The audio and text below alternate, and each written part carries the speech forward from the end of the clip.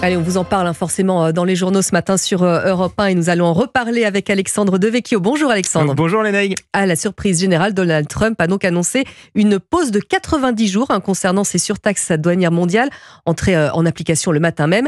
Seule la Chine n'y aura pas le droit. Donald Trump, Alexandre, a-t-il reculé face au marché ?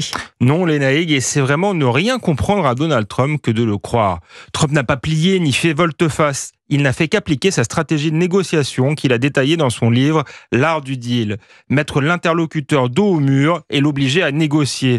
Montrer sa force, être sauvage, insensé même. Mais aussi faire preuve de souplesse, avoir différentes approches en tête, toujours garder beaucoup de balles en l'air. Le repli de Trump est temporaire et stratégique. Le président américain se donne du temps pour mieux batailler contre son véritable adversaire, la Chine. Concernant l'Union européenne, il n'a jamais eu l'intention d'appliquer les tarifs douaniers qu'il a annoncé. Son objectif était seulement de mettre les Européens dos au mur pour mieux les forcer à négocier. Et cela a fonctionné. Et alors, selon vous, Alexandre, c'est également une erreur de penser que Trump agit de manière irréfléchie, qu'il n'a pas de vision idéologique ? Trump est un pragmatique, mais cela ne signifie pas qu'il n'a pas de vision. Au contraire, le virage protectionniste qu'il vient de prendre s'inscrit dans un projet politique mûri de longue date. Rappelons qu'il doit sa première élection à l'Amérique des cols bleus déclassés.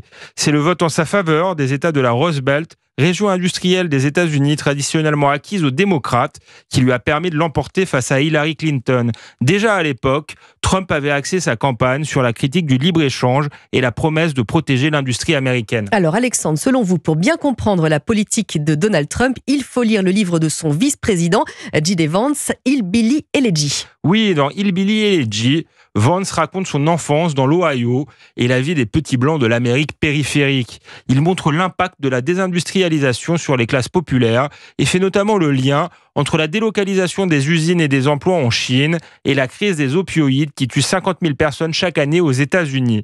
Il décrit notamment comment sa propre mère a sombré dans la toxicomanie.